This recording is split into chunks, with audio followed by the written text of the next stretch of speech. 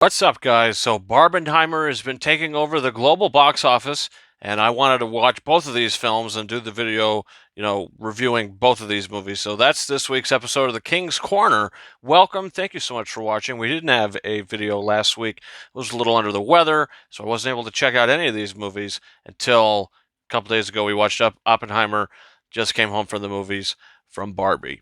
So seeing that, I was able to marinate on Oppenheimer for a few days, just got out of Barbie. Let's get that fresh initial reaction and take. It's directed by Greta Gerwig, co-written by Greta Gerwig and Noah Baumbach.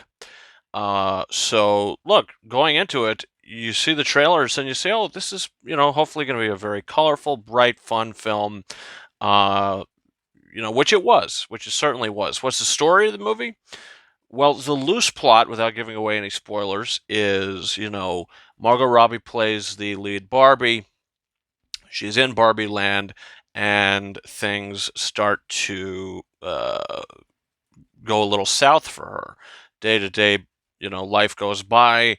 Things start to get a little stranger each day, where she has to go to Kate McKinnon's Weird Barbie, and find out that she has to go to the real world and discover what's going on with her and why she's acting the way she's acting and what's happening to her day-to-day life. Ryan Gosling plays Ken, who goes to the real world with her, and what they discover there and what they come back with is, something that might make or break this movie for some of you.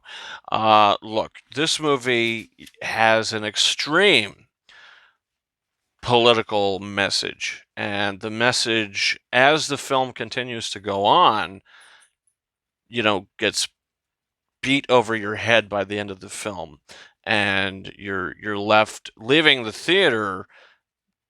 It feels like you've been beaten up by this message. That's how I felt anyway. Which I left with a very strange taste in my mouth. Did I think the movie was extremely entertaining? Yes, I did. Did I think all the acting was phenomenal? Yes, I did. But the movie stops being a movie about halfway through, and it just turns into just this political message. And you start to lose all narrative, which was barely there in the beginning of the film. If you go into this movie for story, you're not going to get a great story. You're going to get, uh like I said, you're going to get strong messages and strong themes, that's forced down your throat. And I think that the characters are at the expense of the message. I think Greta Gerwig did a phenomenal job directing this movie. She had a vision, and her direction was great. But when it comes down to the screenplay and just the overall message of the film, look, you can have a movie with a great message, but at the same time have a strong story with powerful characters. This Barbie, she's not a character. America Ferrera's character, she's not a character. She's in the film for one sole reason, and that's to give this monologue, uh, towards the end of the movie. That's the only reason she's in this movie. She's got a daughter, totally forgettable. You don't care about it, because the movie doesn't want you to care about it. The movie just wants you to, you know, take this theme in, this message in, spoon feeds it to you, and by the time you leave, they would hope that you feel nice and full and, nice and warm and tidy from these messages, which, I have no problem with, you know, the political message, the politics aside, whatever you want to say, I got no problem what the message is. But the film was just overtaken by it. You could have had any message in the movie. I don't care what it is. Donkeys rule the world, whatever the case may be. You could have the best movie ever with that message with great character. But this film, uh, especially in the third act, the movie lost me in the last like 20, 30 minutes. Maybe the last 20 minutes. I don't know. Uh, it lost me. And it was just because it just didn't feel like I was watching a movie anymore. It just felt like I was watching these actors just read these lines like this is Greta Gerwig's thoughts and opinions, and Noah Baumbach's what he's saying as well. Um, the movie felt a lot to me like the movie Mother, which was made by Darren Aronofsky. The guy had a lot to say in that movie, but at the expense of the characters in that film. There was just some absurd things that happened in that movie that you watch and say, "Okay, I get it, but what was the point?" And if you go to this movie, I think, I mean, you can have a strong opinion, and if you see this movie and you agree with it, that's great. But for someone that doesn't agree with it or doesn't really care for the politics of it, when you're going to see a film, I just feel like you might leave going like I did.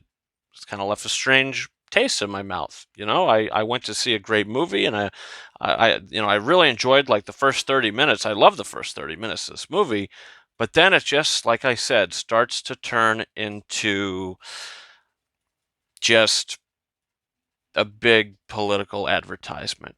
Um, and that's not why I go to the theater.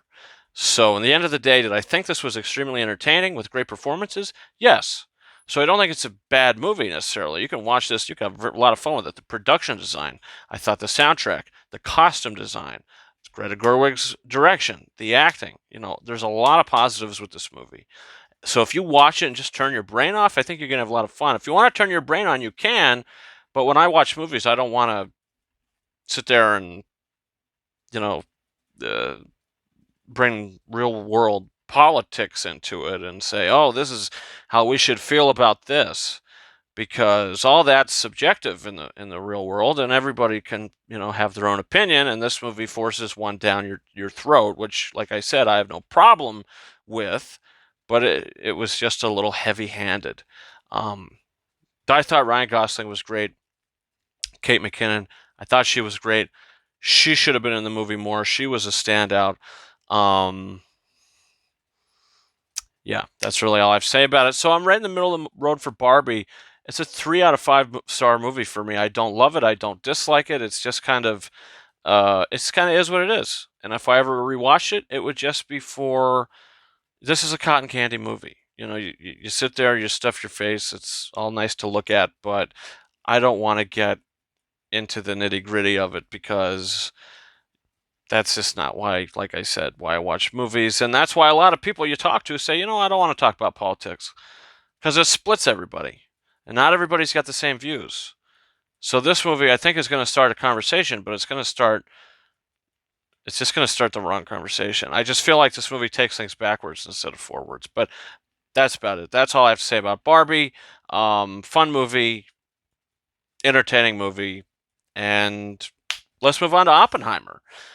This is Christopher Nolan's 12th movie, I believe, 11th or 12th feature film, and it stars Cillian Murphy, Matt Damon, Emily Blunt, Robert Downey Jr.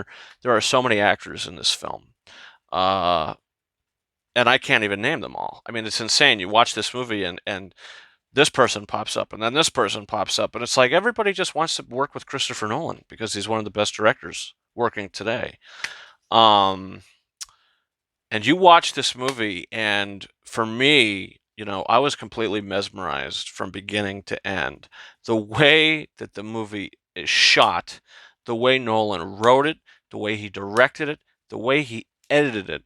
If he wrote the screenplay like this is one of the best screenplays that I've ever seen in my life. If he wrote the screenplay and in you know beginning to end order of the timeline and just decided to mix things up in the editing room, I'd say it's a one of the best edited films. But at the same time, I mean, the editing is still great. So I don't know how he wrote this movie, but if the screenplay plays out just like the film does, this is such an intricate film. I mean, there is so much going on within this movie. This is not just about the Trinity test. This is about Oppenheimer, how he got into it, how he got interested in it, what he did beforehand, what he dealt with after. This is his story, and I just Cillian Murphy, man, he gives like one of the best performances by a male actor in a leading role that I've ever seen. What he's able to do in this movie with his line delivery and his physicality is like something I haven't seen from him before. I knew he was a great actor, but he is jaw-droppingly incredible in this film. And he was I just his like I could watch this movie and his performance is just like wow, this is great. Everybody else, Emily Blunt, I've never seen her better. She has so many layers, and this actor, I mean, she has such a great scene with Jason Clarke towards the end of this movie. That only is like a minute or two, and she's I mean, she basically steals the movie in that one scene. I mean, everybody steals the movie. I mean, the ensemble in this is insane. Matt Damon, he's great. Robert Downey Jr. disappears into this role. I mean, sometimes I was sitting there, I forgot it was Robert Downey Jr. I mean, he is so good in this movie. It's insane. Everybody is excellent in this movie. And I don't know if it's just because they're great actors, if they want to impress Christopher Nolan, whatever it was they were doing. I mean, everybody knocked it out of the park. The way the movie's shot, the Trinity test alone, which is only like it's a short segment in a 3-hour film. I think it's one of the best sequences in cinematic history. I sat there and was absolutely blown away, and just my jaw hit the floor. And it was doing that throughout the film. Just in certain scenes of dialogue, the way the movie flows, the way this thing goes, you are not bored for a second. As soon as it starts, Nolan instantly hooks you. I mean, it's insane. I mean, in a year, I could say this is one of my favorite movies. I mean, it's absolutely insane what he's able to accomplish with this source material. I mean, it's a film that you think, well, okay, it's a true story, whatever. But I mean, when a master like Christopher Nolan takes this over, and I'm not a Christopher Nolan fanboy, like I love him as a director, but I don't think I've ever felt a way about one of his movies like I do about this. This is a top 3 Christopher Nolan movie for me. It's my favorite film of his, and I've seen this movie a few days ago. I've had time to think about it.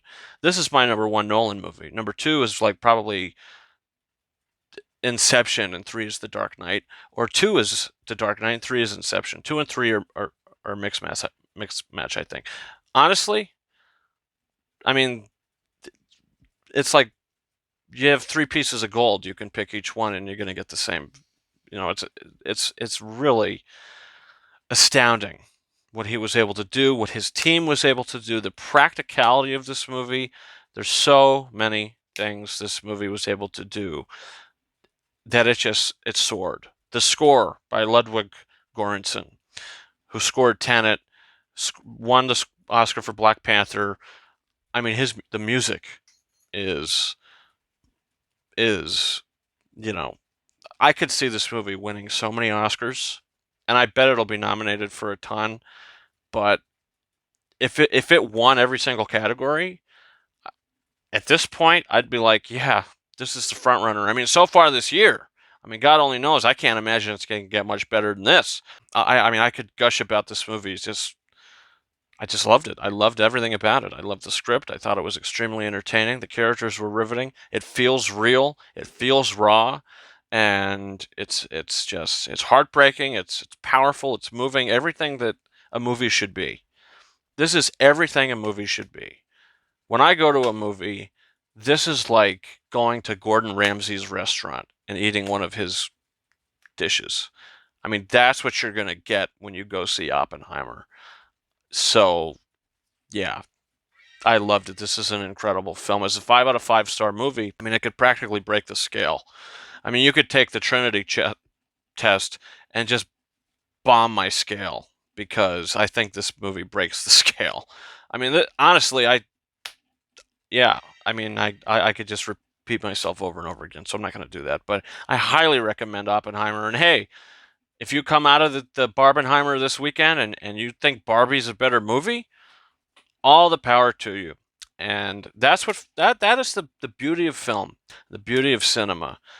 Everybody's going to have different opinions. So I'm very interested to hear what you guys have to think. Comment down below. What did you think about Barbenheimer? Did you see both films? Did you see one of the films? What did you think about it? Were you happy with it? Were you dissatisfied? Leave that down below. Also, don't forget to hit that subscribe button for upcoming episodes of The King's Corner. Catching up on some films that I haven't seen in the last few months in theaters. Catching up on Blu-ray. Watched Beau Was Afraid. Halfway through Polite Society. Going to do reviews for those. What are we seeing in the theater next? Who knows? We'll see. You know, we see we can at this point. But yeah, so definitely hit that subscribe button. The weekly live show, we do all the digital copy giveaways, play some Kingdom Hearts Final Mix, Proud Mode, Level 1, Beginner, whatever the case may be. Come check that out. And also, you can follow me on, I guess I can't say Twitter anymore because I guess Elon Musk changed it to X, which I don't know how I feel about. So yeah, you can follow me there at RyanKing72 and Instagram and TikTok at KingArises131. That's been it for me. Thank you so much for watching my reviews for Barbie and Oppenheimer, this week's episode of The King's Corner. And until next time, over and out.